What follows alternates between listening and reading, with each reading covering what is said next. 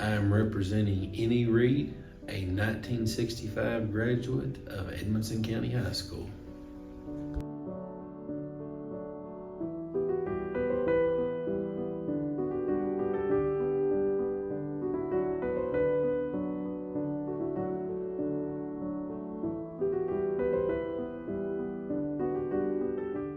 I first met him in school.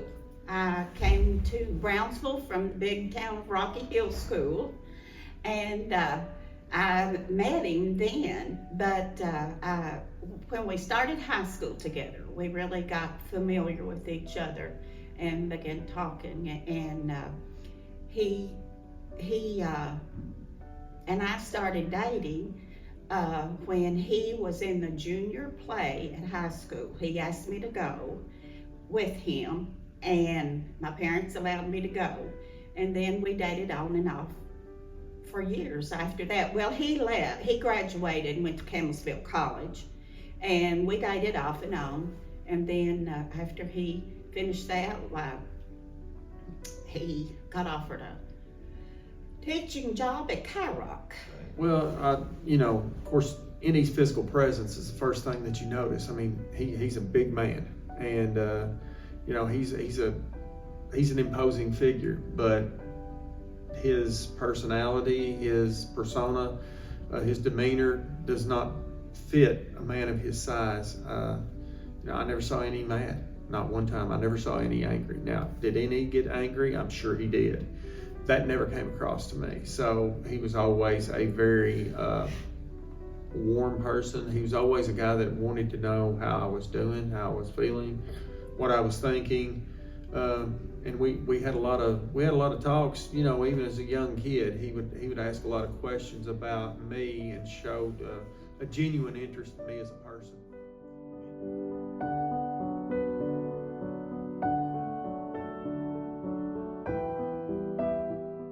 Like, you would go in and you would say, "Dad, I did really well on this test."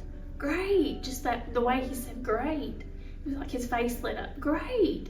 And then he would hug you, that big bear hug, and those big old hands would come and he would pat you. I just miss that too. Being outside and riding horses. He loved horses, and his dad didn't. We'd be out riding horses, or he liked boxing. And when I was just 4 and 5 years old, he would buy soccer boppers and we would box. And he'd just wear me out. I'd think, man, I hate getting my head flogged. And I remember one time we were in the living room, and I stopped and put my hands down, and I said, "What?" And he said, "What is it?" I said, "I think Mama's hollering for you." He put his hands down, and he started to say "Bev," but before he'd get the B out, I laid into him. And he said, "Did Mom holler for me?" I said, "No, I just wanted to hit you in the head." He said, "It's like even bad little boys don't do stuff like that." Well, I've known Andy for just about all of his life. He's a young guy riding a little pony around Brownsville the first time I ever remember seeing him and everything. But he was, he's always been a guy that everybody knew and loved. So by the time of April, he said, "Bev, we've got too much going." He said, "We're going to have to change things some way." He said, "We're going to have to settle." We had a bunch of cattle out on Silent Grove Road Church. We rented a farm out there. And he said, "We're just going to have to sell those cattle." He said, "I can't do my job for the county like I should and keep everything going at home like I need to." And he said, "I'm going to be cutting into family time." And he said, it's just too much. He said, "I'm going to make arrangements to sell them." I said, "Okay." So he made arrangements, and he hired these 2 men with trailers to come and pick up the cattle one morning and take them to the market. And so it was April the 1st that they was going to pick them up. So we get up at sunrise and we go out to this farm, and we get those cattle all up in the barn lot, and we already had them there, and the trucks was coming up. There's a little hill right there before you turn on that farm, and the truck was missing a little bit. And he said, that truck's missing. Said, you reckon he's having problems? But he came on in. He never said anything about his truck or anything, and loaded up all the cattle. As soon as they was loaded, we had gone in different vehicles so he could rush home and clean up and get to work. He did that, and so I was around here at the house, and I thought, this is April Fool's Day. And so I waited about an hour or so, and I called down to the office, and I said, Margaret, is any busy?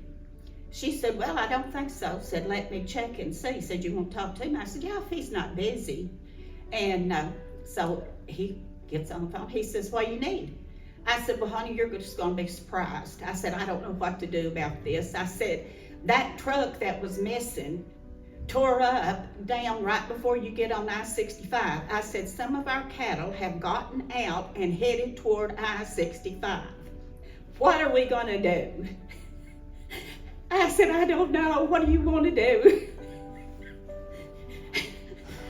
And I just hesitated for a while, and he was quiet. I said, April Fool. He said, it's a good thing you're at home and I'm at the office.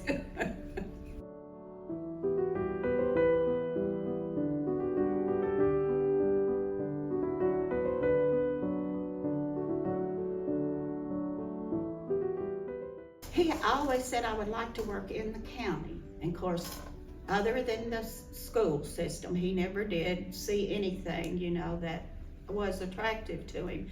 And after he's on the school board, 8 years, he worked with, of course, David Webb was superintendent at that time, and he said, Annie, you're really good with people. Said, you need to do something that works with people. And so when in 19, and I think it was 91, he came home one day, and he said, I'm thinking about running for judge. Well, right after N.E.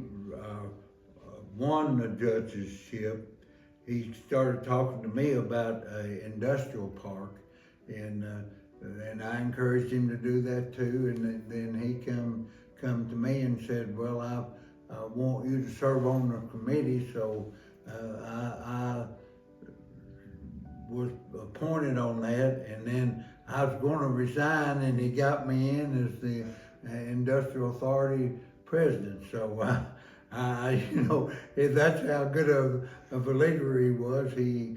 I was going to resign, and he got me in as in deeper than what I ever anticipated being. But that's just him. Good evening. My name is N.E. Reed. I represent Barron and Edmonson counties in WRACC Co-op. I have been on the board since 2015, of which I've proudly served those 7 years. He was the kind of man that he didn't like being in the spotlight. Like this right here, he would feel very humbled, like he didn't really deserve it. N.E.'s passion was to do what was best for Edmonson County.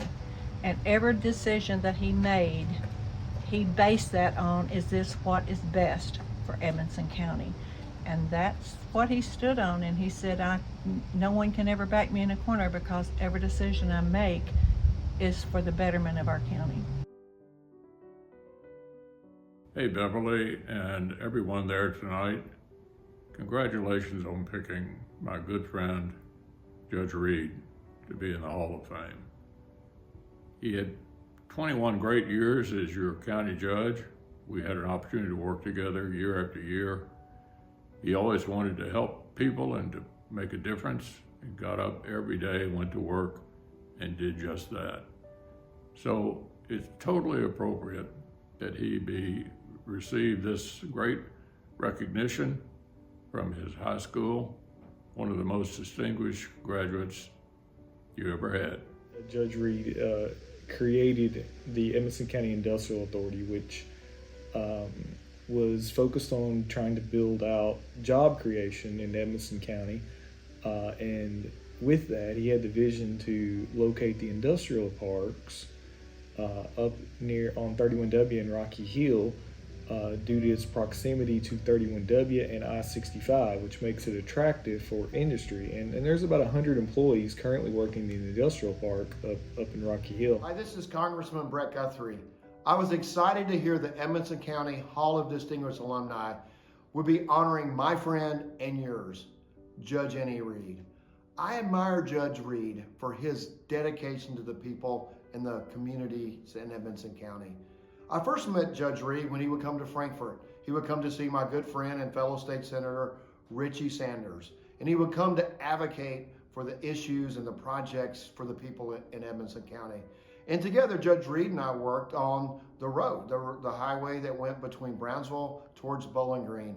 If you remember, the road through Cleve, it used to be curved and hilly, and now it's straight and four-laned and able for people to move back and forth to Edmonson County. Judge Reed embodied being a public servant because he would serve the people of this great county. He would serve to get results for the people of this community who he cared about most. I know his legacy will continue to be felt throughout Edmonson County. Thank you for the chance to honor my friend Judge N.E. Reed by helping to induct him into the Edmonson County Hall of Distinguished Alumni. To Bev and his grandchildren, children, I'll just tell you, he was a gentleman, as I mentioned. He did love the family. He did love Edmonson County. He was always willing to go the extra mile. Well, the obvious things are the buildings, the public library that he helped bring to the community.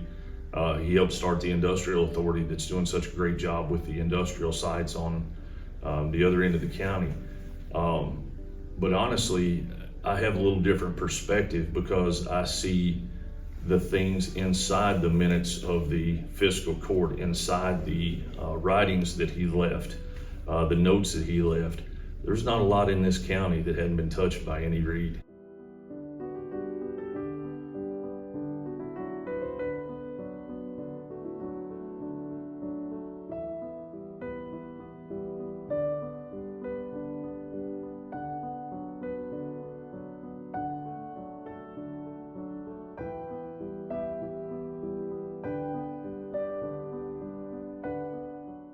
We were already so close and had such a great relationship, and he really just stepped in and left me when I needed somebody. I needed to know somebody cared about me and was invested in me, and he always showed me unwavering love. He was happy till the end. He, of course, suffered through some things, his accident, and he got through that. And still, when he was hurt, he wanted to work with people doing something good. The position that my father held, it wasn't, now I didn't even know all the boards he was on till he passed away. But in our church association, there was a 3-man committee for the old members and ministers aid committee. And out of all the churches in the association, he was one of the 3 men put on that committee.